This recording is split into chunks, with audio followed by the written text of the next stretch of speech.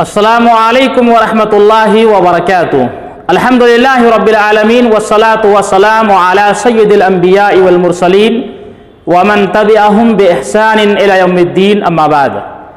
अऊज़ु बिल्लाहि मिनश शैतानिर रजीम, बिस्मिल्लाहिर रहमानिर रहीम। व क़ाल अल्लाहु तबारक व तआला व रहमती वसिअत कुल्ल शैइन।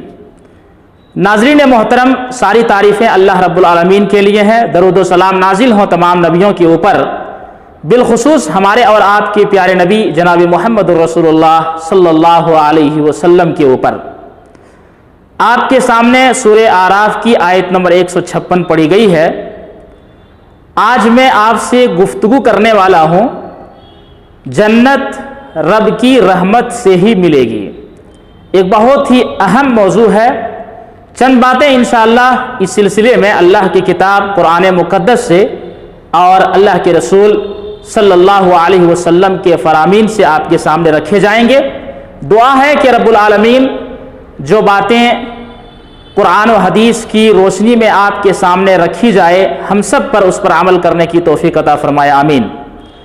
नाज़रीन मोहतरम, अल्लाह रब्बुल आलमीन की रहमत तमाम अशिया पर मुहीत है। जैसा कि अल्लाह रब्बुल आलमीन ने सूरह आराफ आयत नंबर 156 के अंदर फरमाया, व रहमती वसिअत कुल्ल शैइन, मेरी रहमत तमाम अशिया पर मुहीत है। एक बात यहाँ पर आपको बता दूँ कि अल्लाह रब्बुल आलमीन की जो रहमत है वो अल्लाह के गज़ब और गुस्से के ऊपर गालिब है।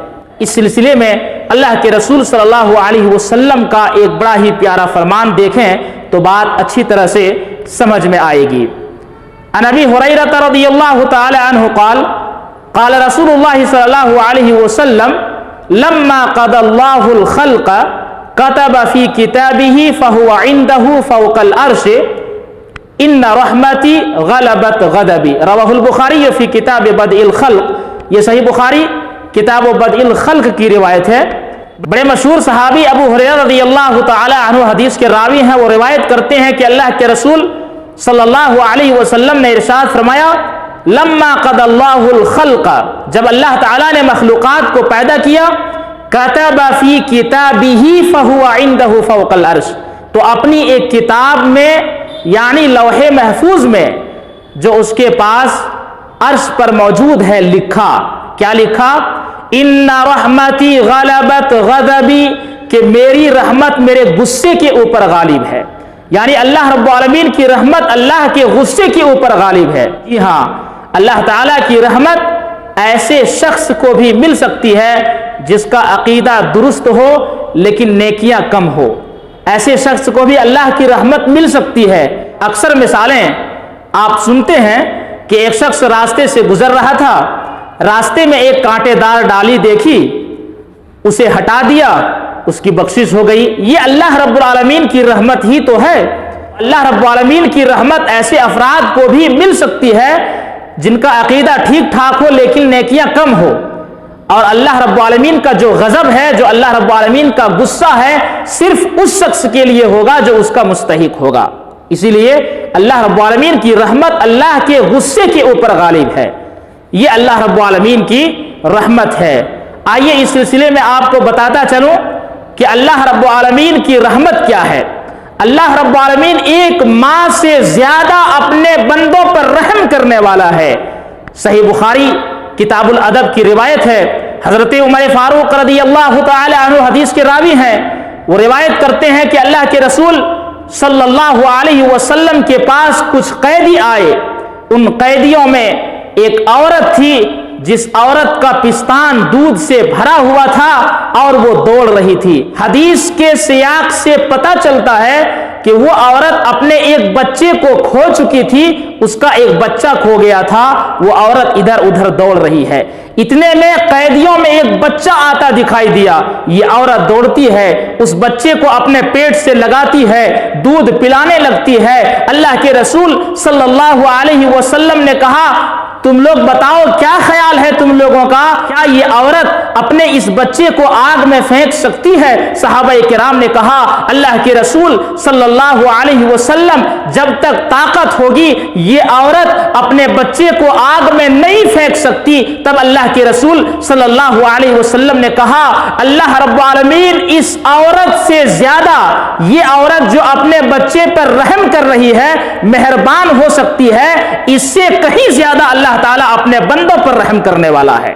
آج ہمارے معاشرے کے اندر آپ دیکھیں اکثر لوگوں کی زبانوں پر یہ بات آتی ہے کہ اللہ تعالیٰ 70 ماؤں سے زیادہ اپنے بندوں پر رحم کرنے والا ہے، جو جھوٹی بات ہے۔ نہ تو اللہ کے رسول صلی اللہ علیہ وسلم کے فرامین میں آپ کو اس طرح کی بات ملے گی، نہ صحابہ کے اثر سے یہ بات آپ کو ملے گی، یہ بس بنا کر کے لوگوں نے وائرل کر دیا ہے، اور سوشل میڈیا پر یہ بات بہت گھوم رہی ہے، یہ بات بہت گھوم رہی ہے۔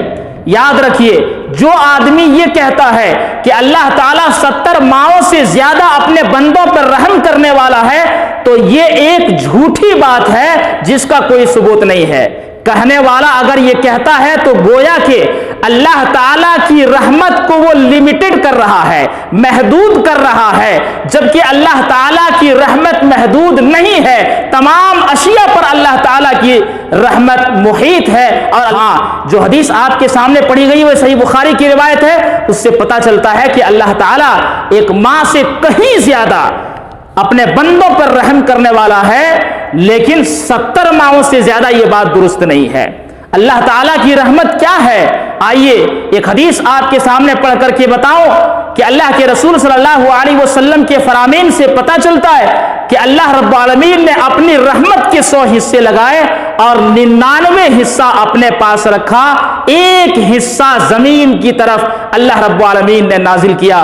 حدیث دیکھیے، ان ابا ہریرہ قال سمعت رسول اللہ صلی اللہ علیہ وسلم یقول جعل اللہ الرحمت 100 جزء فامسک عنده 99 جزءا وانزل في الارض جزءا واحدا فمن ذلك الجزء يتراحم الخلق حتى ترفع الفرس حافرها عن ولدها خشية ان تصيبه۔ رواه البخاری فی کتاب الادب، یہ صحیح بخاری کتاب الادب کی حدیث ہے۔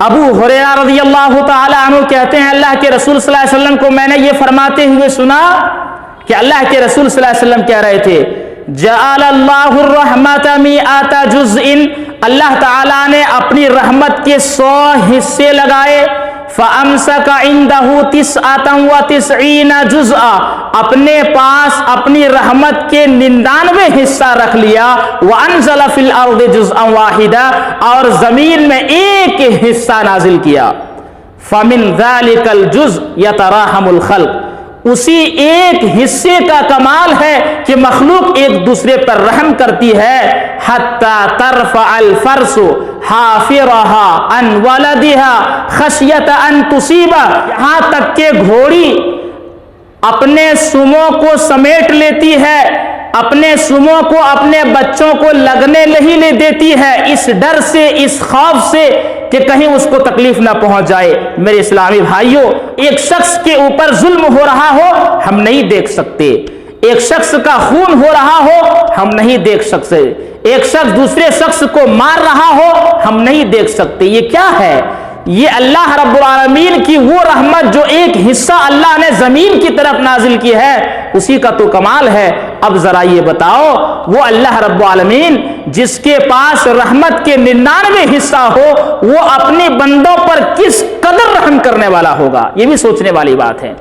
ناظرین محترم، اب آئیے میں آپ کے سامنے وہ حدیث پڑھ کر کے آپ کو بتاؤں جس حدیث کے اندر اللہ کے رسول صلی اللہ علیہ وسلم نے یہ بات بیان فرمائی ہے کہ انسان کو جنت میں اللہ کی رحمت ہی لے جا سکتی ہے، ہر شخص اللہ کی رحمت سے ہی جنت میں جائے گا۔